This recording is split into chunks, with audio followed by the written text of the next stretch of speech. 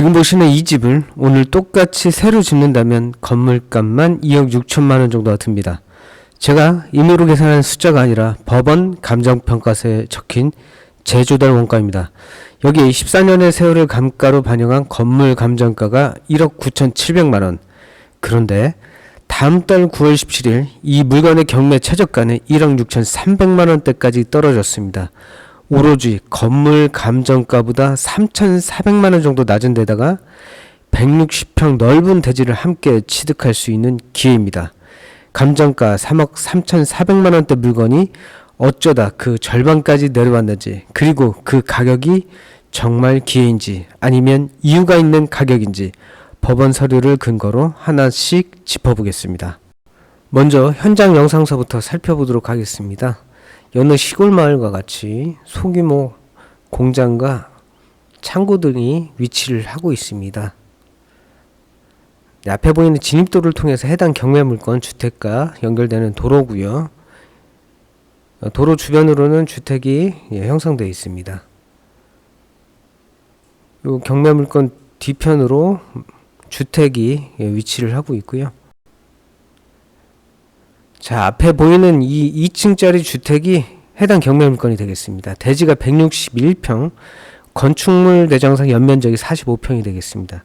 다음 달 9월 17일 무려 1억 6,300만 원대의 입찰을 보실 수 있는 좋은 기회가 되겠습니다. 자, 그럼 경매 물건 위치를 살펴보도록 하겠습니다. 네, 근거리를 살펴보면 주변에는 이렇게 주택 단지가 형성되어 있고요. 좀 넓게 보면 바로 이제 북서측으로 이제 청주공항이 위치를 하고 있는데 이게 산으로 어느 정도 차폐가 되어 있습니다. 그리고 이제 서측으로 해서 이제 오창 산업단지가 위치를 하고 있고, 이제 오창 IC가 근접해서 위치를 하고 있다는 거. 그리고 남측으로는 이제 청주 시가지가 위치되어 있습니다. 가장 근접해서는 청주시 율량동 위치를 하고 있고, 이쪽에 보면 성모병원과 홈플러스 상권들이 이제 위치를 하고 있다. 그래서 여길 따라서 쭉 내려가면 차량으로 한 10분 15분 거리에 이제 청주 시가지가 위치를 하고 있기 때문에 나중에 병원이라든가 주 상권을 이용하기에도 나쁘지 않은 위치다라고 말씀을 드릴 수 있겠습니다. 자, 그럼 부동산 인근 거래 시세를 살펴볼게요. 해당 경매 물건이 2016년도 5월달에 2억에 거래가 됐었죠.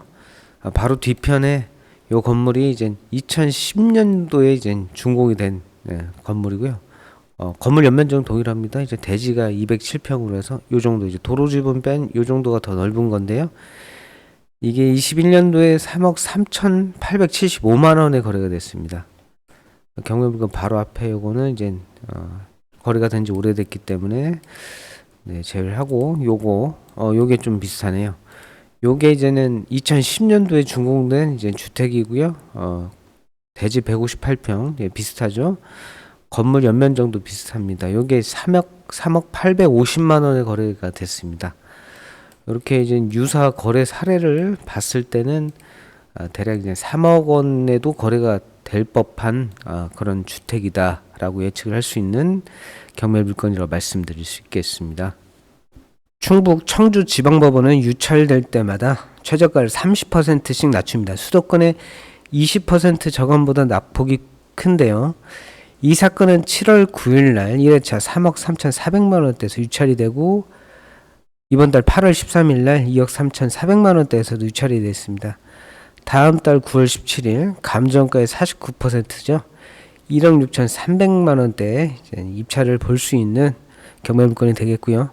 한번 유찰될 때마다 대략 7천만 원 안팎으로 이제 금액이 빠지는 구조인데요. 이런 물건은 기다릴수록 유리해 보이지만 반대로 경쟁자도 같은 계산을 하고 들어온다는 점을 함께 검토하셔야 됩니다. 해당 경매 물건의 매각 조건은 이제 건물 전부와 이제 토지 지분인데요. 지분이라는 글자 때문에 이제 거부감이 있는 분들은 그냥 지나치시는 분들도 이제 적지 않을 거라고 생각이 들고요.